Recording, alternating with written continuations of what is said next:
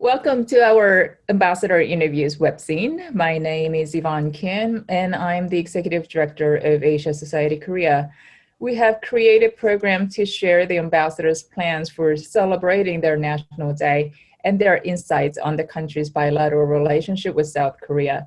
Traditionally, we conducted written interviews, but we decided to take advantage of technology available and perform the interviews online. Today, it is my honor to interview Ambassador of the United Arab Emirates, His Excellency Abdulla Saif Al Nuaimi. Ambassador Al Nuaimi has been serving as the UAE Ambassador to the Republic of Korea since December 2016. And before we begin, I would like to mention some of his notable accomplishments. He was the first Emirati to preside over a unique UAE privatization enterprise that aims to produce water and electricity in one integrated project. His success with the project was recognized with a number of awards, including the MENA Energy Sector's Power Personality of the Year for 2014. He has been nominated as chairman of the board for many public and private enterprises, and Ambassador Al Nuaimi was shortlisted for Abu Dhabi Excellence Award in administrative sector. We very much appreciate the ambassador's ongoing commitment, dedication, and generosity towards Asia Society Korea, and therefore we presented him with the Ambassador of the Year award last year as a token of our appreciation. Your Excellency, thank you for agreeing to take the time out of your busy schedule to join us today, and it is so great to see you again. We have not had the chance to see each other very often since the coronavirus breakout, and we understand that the United Arab Emirates celebrates its National Day on December 2nd every year. Could you please tell us how this year's celebration will be different because of the pandemic? Thank you, Yvonne, for this, to share the time. I'm really happy to meet you and to see you after a long time. This celebration, the celebration of the UAE National Day, commemorated of the Federal Federation journey since the establishment on December 2nd, 1971, by the late Sheikh Zayed bin Sultan Al Nahyan and his fellow father, the rulers of the other 6 Emirates. His Highness Sheikh Khalifa bin Zayed Al Nahyan, President of the UAE, has followed under their footsteps, leading our nation on march of continuous progress and prosperity. This national occasion is an opportunity to celebrate UAE achievement over the past years. Following the directive of His Highness President Sheikh Khalifa bin Zayed, and under the leadership of His Highness Sheikh Mohammed bin Rashid Al Maktoum, the Vice President and Prime Minister of the UAE and the ruler of Dubai, and the supervision of His Highness Sheikh Mohammed bin Zayed Al Nahyan, Crown Prince of Abu Dhabi and the Deputy Supreme Commander of the UAE Armed Force. The UAE has invested in development its people and nation capacity to become one of the world's best countries. In the time, the Union Jubilee for the UAE as planned to be within the vision of the UAE 21. Every year, this event is celebrated by the UAE citizens at home and abroad. This year, due to COVID-19 pandemic, there will be no public event in observance of the social distance. Thank you, Your Excellency. And UAE is one of the major oil exporting countries. And the Republic of Korea and UAE have special relationship in regards to the establishment of the Baraka nuclear power plant, which is not only the first nuclear power plant exported by Korea, but also the first nuclear power station, UAE and the Arabian Peninsula. So how will UAE respond to the upcoming new energy era, and what is UAE's prospect on the future energy industry? In this sector, the UAE is working tirelessly to diversify its energy source, including renewable energy, and has become a regional leader in this field. In 2017, the country launched the UAE Energy Strategy 2050 to diversify national energy production by generating more power from clean carbon-free sources by 2050. This strategy targeted an energy mix consisting of 44% renewable energy and 38% is going to be from the gas, 12% clean coal, and 6% nuclear power, while including the country, reducing the country carbon footprint from the power generation by 70% and slashing residential energy consumption by 40%. Also, the UAE aimed to invest as much as around 163 billion US dollar to meet these ambitious goals. Green jobs will be created and green building will be constructed in line with this effort. If you see, the Baraka power plant is a major step forward for a peaceful use of the nuclear power in the UAE and the region also.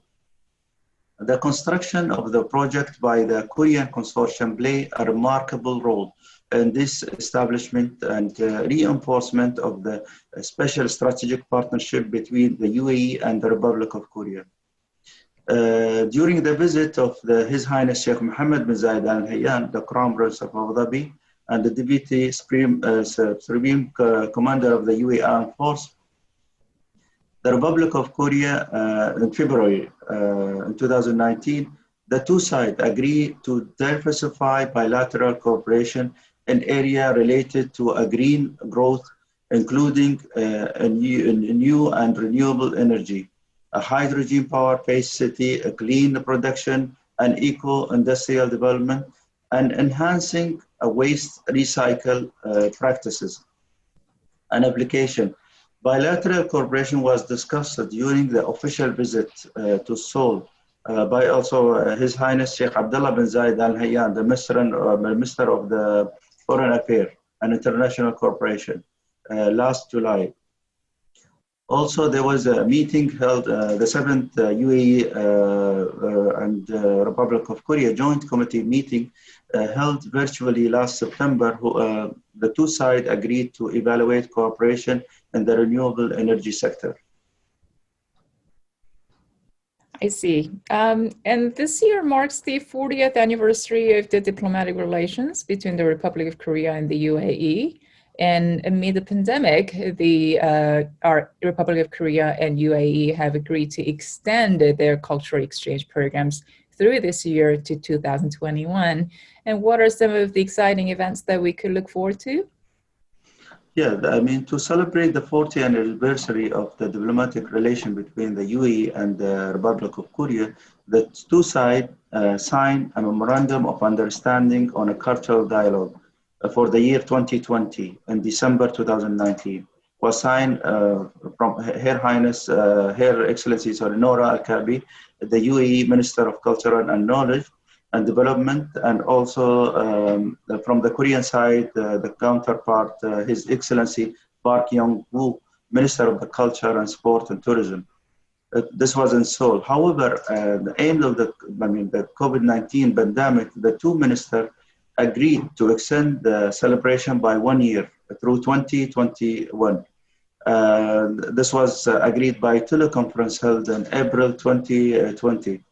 Several bilateral cultural exchange events will take place, including a K-pop festival and taekwondo demonstration event and modern art exhibition, among others. The event will be scheduled when the global health situation will be stabilized. And is K-pop also really big in UAE? No, this is a trend. I mean, most of the young generation, they love the Korean K-pop. This is the Hallyu, Korean Hallyu, which is now expanding not only in UAE, the whole world, everywhere. Uh-huh. And just this July this year, the two countries' foreign ministers held talks on bilateral cooperation, and I'm sure they talked a lot about Hallyu too. But some sectors of cooperation that were discussed included energy, of course, nuclear power stations, and agriculture. So what has been done so far, and what can we expect in the future? The official visit to Seoul last July by His Highness Sheikh Abdullah bin Zayed Al Nahyan, Minister of the Foreign Affairs and International Cooperation, was made on the occasion of the 40th anniversary of establishment of the diplomatic relation between UAE and the Republic of Korea. The visit was the first to be made by a foreign minister to this country since the COVID-19 outbreak. In light of this special strategic partnership between the two friendly countries, during the visit, the two sides agreed to foster the cooperation in the various fields. Since then, the two sides have engaged in consultation on each sector, and could continue to the sending delegation. Also we agreed, and this is thanks to the fast track procedure, which is implemented by the two sides. It was last August. That has facilitated the travel of business and other essential traveler as exempted to entry. Restriction regarding the quarantine. In addition, during the above-mentioned joint committee meeting, the two sides also discussed the follow-up measurement of the cooperation. And are there some other outstanding areas of cooperation within the bilateral relationship that we have not discussed? Most of this, to be honest, because we have a special strategic partnership between UAE and Republic of Korea, there is a lot of cooperation, and for example, including political, economic, and cultural. These areas are addressed within the framework of a special high-level bilateral meeting. Moreover, through the joint economic committee meeting, the two sides convinced, to really enhance this special strategic dialogue between the two foreign ministers. They also held, they call it 2+2 meeting at the level of the vice foreign minister and vice defense minister. This kind of meeting and cooperation is going to cover most of the sector. Even we're looking to food security, agriculture, and also technology. And there is, you name it, most of the sector. We have really a strong tie with the Korea, but we're looking to really invest more and really upgrade this relation. I see. So I know that it has been difficult to travel back home, but personally, do you have any special plans for the holidays? To be honest, I was in UAE last September. This after because I was away for more than 7 months because of Corona. But I had the chance to go to UAE for holiday. It was for 3 weeks. Regardless, the pandemic is still there. We hope this pandemic will go away very soon. I think maybe the only solution is the vaccine. We hope everybody get the vaccine. So we're going to be free to travel, and not only traveling, this pandemic hit even the social life between families, friends, of course, politically, economically, of course, being affected, but even socially between the people. Yes, Your Excellency, you're totally right. Socially, we miss seeing you very much. Yes. So, Your Excellency, thank you for taking your time for us, and we look forward to working more closely with your embassy. It is always our greatest honor to have you involved with us, and we very much look forward to seeing you again. In the meantime, we hope that you will stay safe and healthy. Thank you. Thank you. Thank you very much, Yvonne, for this opportunity, and hope to see you soon. Thank you. Thank you.